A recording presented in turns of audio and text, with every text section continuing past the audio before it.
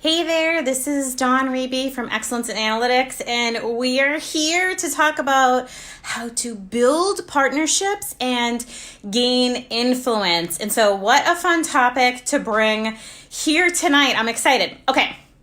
So whether you're here live or listening to the replay, go ahead and let me know who you are and you know what you hope to learn from this mini training. Okay, so I actually just flew in. I'm in Austin, Texas right now. I'm getting ready to teach a bunch of analysts. We have 28 people enrolled in the analyst program for the next 3 days. They're going to get to hear my voice. Woo! I don't know about that one, but we're going to hopefully make create some efficiencies for those folks. So I'm excited to be here in Austin, Texas. They're so nice here. And then there's the bat thing, and it's really amazing. Go ahead and Google bats in Austin, Texas, and you'll see what I'm talking about. Okay, so I have to say that, the other day, or maybe this morning or yesterday, I don't know, it's kind of all flowing together. I put up a post about, selecting the words. Like, look at this puzzle of letters, right? And select the words and what three words jump out to you. And wow, so many great words were jumping out. We had connection and change and transformation. We had all kinds of things coming out. And so the idea really is, what's your mindset about 2020? Where are you, and what is 2020 going to bring for you or to you, right? And what are you going to bring to it? So I was really excited to hear and see all the responses. That was wonderful, and keep it coming. We love that 2020 can be phenomenal. And if you're looking at that and you're like, yes, I got my 3 words, now what do I do? Right? So the Rising Genius program, be part of that. It starts in January, and it'll help you gain some clarity around what you want and the action steps to get you there. Okay, so let's go. Let's talk about partnerships and influence, gaining influence. So I'm going to give you 3 small things to do over the next 2 weeks, right? This is the holiday season. You're going to be around a lot of people. How do we build these relationships? How do we create influence, right? So I'm going to give you 3 little things to do. The first thing is really thinking about your thought system, right? So what are you thinking? What's in your head? What are you thinking? Or what's in your thought system?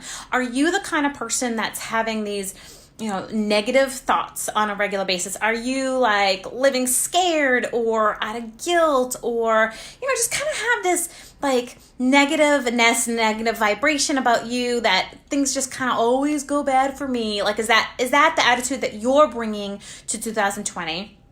Or, right, is your thought process different? Are you thinking in a more positive way? So let's walk through this real quickly, right? So let's say someone says to you, how was your weekend? Are you the person that says, oh, well, it was with family and I had to deal with Jane and that kind of thing? Or are you the kind of person that finds what's really wonderful in that time? Are you the kind of person that your thought process, right? Are you thinking, and whether or not you're this kind of person, you can become, right? Because you control your thoughts. And so are you thinking in a positive way, like, what can I find that was really great from that weekend? We're talking about building influence, right? Gaining influence. And how do you gain influence? One of the key factors is creating a positive thought process, positive thought vibrations, right? Because what you put out there into the world is exactly what's going to come back to you.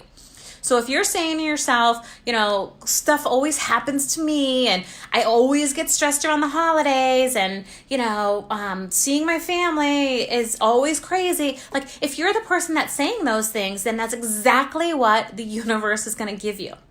But if you're saying to yourself, all right, this time of year is always special because we get to do a really fun saran wrap ball with the family, and it's so crazy and it's so fun. Stuff goes wrong, right? Stuff always goes wrong. But if your thought process is sticking on those things that are going wrong, then you're not really creating a higher vibration of yourself, right? So you're not going to gain the influence that you hope to achieve. Now, just let me know you're on here, because I feel like, I don't know if my connection's a little off. I'm here in Austin, Texas. This is my hotel. These are the horses that are in my hotel.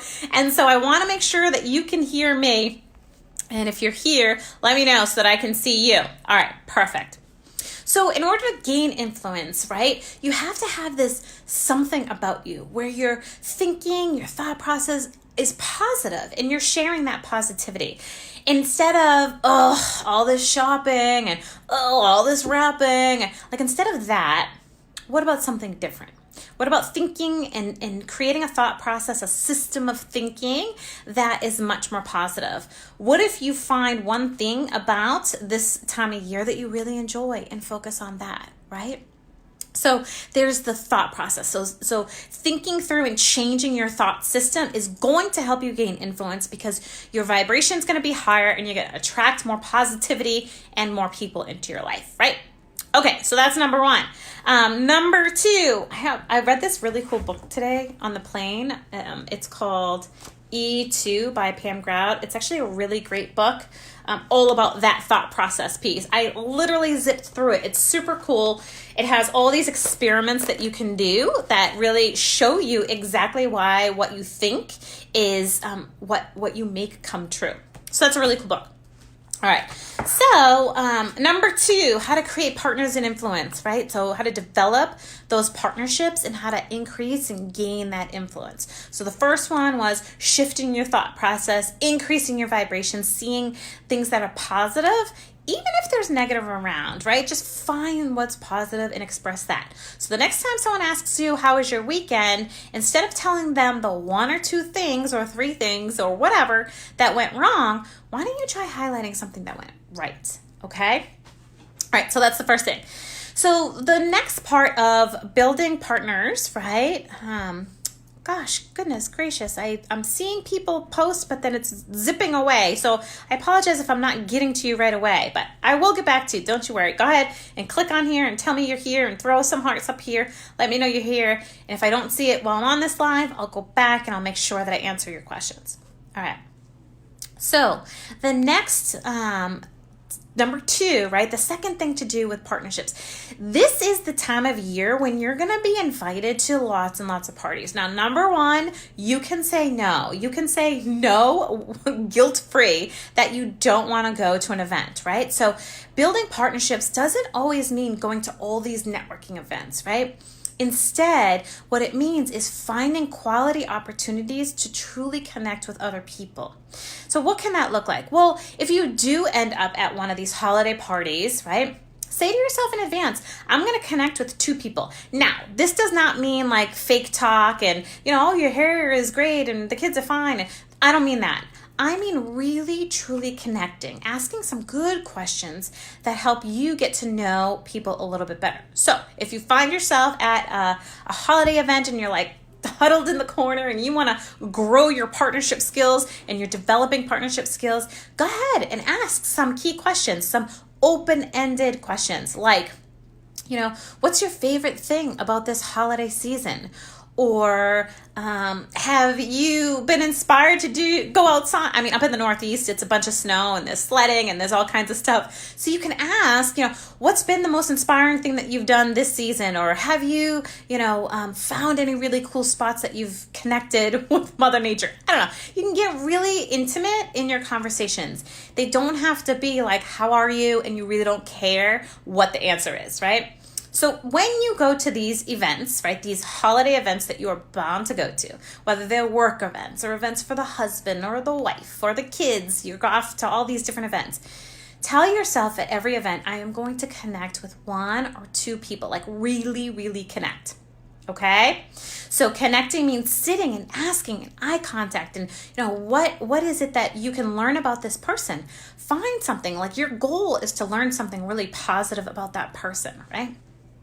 And then the second part of that equation is a real connection is not just like, see you later. It's really what's going to happen next, right? So if, let's say, I was at my daughter's school and they were having a fun little holiday event. And so the next thing, we sit and we talk and we get to know each other a little bit and say, well, what did you like about your old school? And why did your kids transfer to this school? And so asking some really open-ended questions.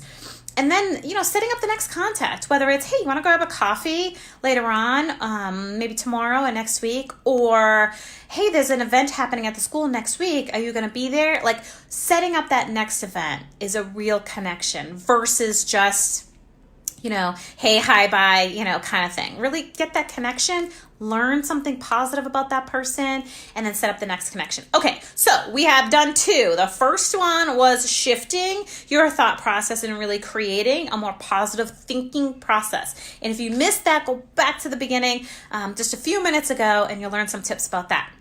And then the second one is be intentional about the partnerships and the relationships that you're building. Be intentional by asking questions, by, really being intimate in your questions, not the yes, no stuff, but really, truly wanting to get to know that person a little bit better. So asking open questions. And then setting up that next contact. And so the last thing I love to do during this season, and I hope that you do too, is, this season overall, for some, right, can be a little bit chaotic and stressful if that's your thought process, right? And so if that's sitting with you right now and things are getting like a little stressful for you, if that's happening with you, one thing I love to do around building partnerships and relationships is find and seek out my rocket boosters, right? Those people who I know when I connect with them, I feel lighter, I feel energized, I feel connected, right? So my rocket boosters, maybe it's a coach that I know that I can call and talk to. Maybe it's a really good friend like my homegirl Leanne. I can call her anytime and I know she's going to lift me up, right? Maybe it's a coworker that if you have lunch with this person, you're going to walk away feeling better. So this can be, for some, a pretty wild time of year, right? Lots of people, lots of activities. And so one key thing is to seek out the rocket boosters in your life and find a way to connect with them. So my Aunt Diane is phenomenal. Like, she's just really a great talker. Auntie, if you're here, I love you. And so when I'm feeling like I need a little boost in my vibration, I'll call my aunt, and she's just got some great things to talk about, and she's really sweet. So who in your world is your rocket booster that just kind of rises you up when you're not feeling exactly the way that you want to feel? All right, so we just talked about a couple of tips. We talked about changing your mindset and your thought process and creating some positive thinking. We talked about going to these events and really connecting with people in a legitimate, authentic way. And the third tip we talked about is find your rocket boosters, especially during the season, and connect with them, whether it's a phone call, a cup of coffee, whatever it might be. So if you're saying to yourself, wow, I really feel like I'm alone a lot of the time. I feel disconnected. I feel like, I want to be more connected with people and I just don't know how. There's lots of opportunity to learn how. The Rising Genius program, I know that you've seen it. It's all over my page. The Rising Genius program, I'll put a link to it so in here in the comment section. But it really helps you develop relationships. It's a clear, concise way to develop relationships. And so there's organizing that, right? Like really being intentional about connecting with people. And so if you're like, oh my gosh, this is 2020 for me, I need to connect more. That's my word. If you selected that word from that crossword puzzle thingy, and connection is what you want in building relationships and influence and partnerships. If that's what you want for 2020, then click on the link below. Look at what it means to be part of the Rising Genius program that starts in January, right?